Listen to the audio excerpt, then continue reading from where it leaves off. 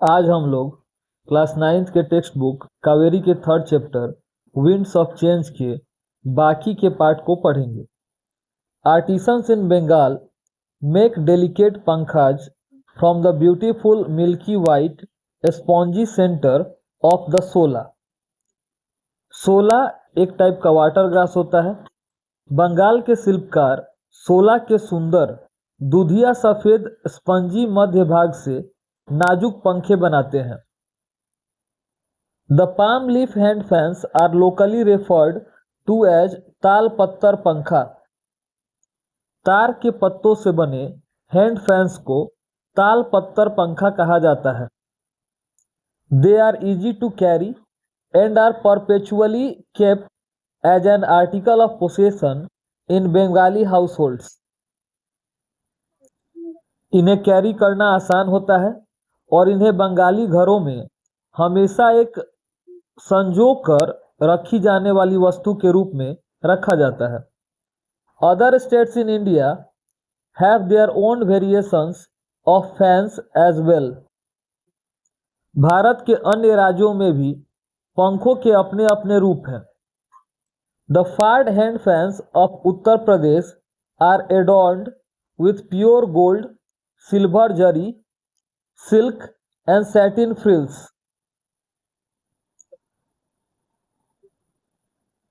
उत्तर प्रदेश के fared hand fans असली सोने, चांदी की जरी, रेशम और साटन की झालरों से सजाए जाते हैं।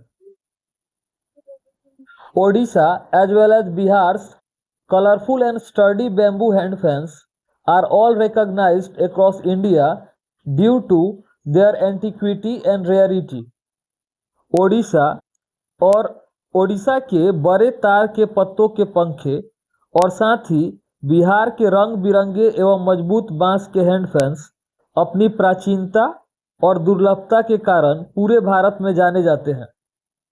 Many tribes in India have adopted this handicraft to make their own versions of the handheld fan.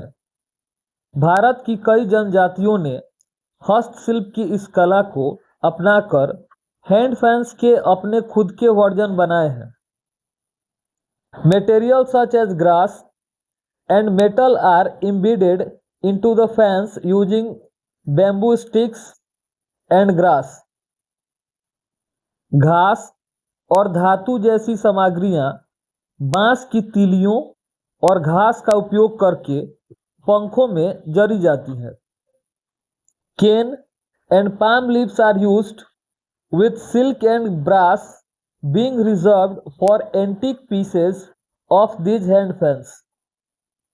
बेंत और तार के पत्तों का उपयोग किया जाता है, जबकि रेशम और पीतल को इन हाथ के पंखों के प्राचीन टुकड़ों के लिए सुरक्षित रखा जाता है। The use of geometrical patterns and the white ink and red background combinations have helped the tribes create multiple beautifully designed pankhas. Geometrical patterns और सफ़ेद स्याही व लाल बैकग्राउंड के कॉम्बिनेशंस ने जनजातियों को कई खूबसूरती से डिजाइन किए गए पंखे बनाने में मदद की है। With time and the advent of technology and innovative creations, the beautiful culture of pankhaj runs the risk of slowly losing its presence among Indians। समय बीतने और टेक्नोलॉजी और नए आविष्कारों के आगमन के साथ पंखों की यह खूबसूरत संस्कृति भारतीयों के बीच धीरे धीरे अपनी उपस्थिति खोने के जोखिम का सामना कर रही है। Once made for personal use, over time this handicraft has transformed into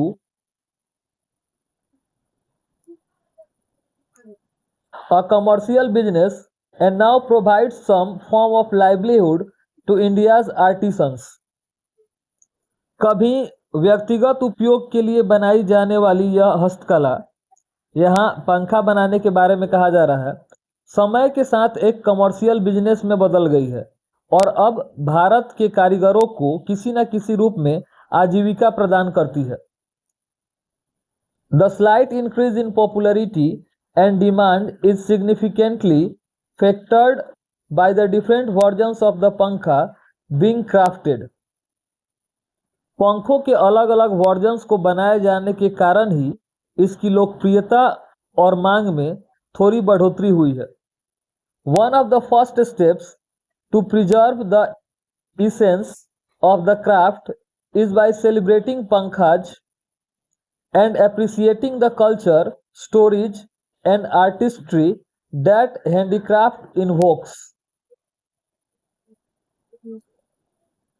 पंखा बनाने का यह जो शिल्प है, इसके मूल तत्व को सुरक्षित रखने के शुरुआती कदमों में एक है इन पंखों को सेलिब्रेट करना और उस संस्कृति, कहानियों तथा कलात्मकता की सराहना करना जिसे यह हस्तशिल्प उजागर करता है।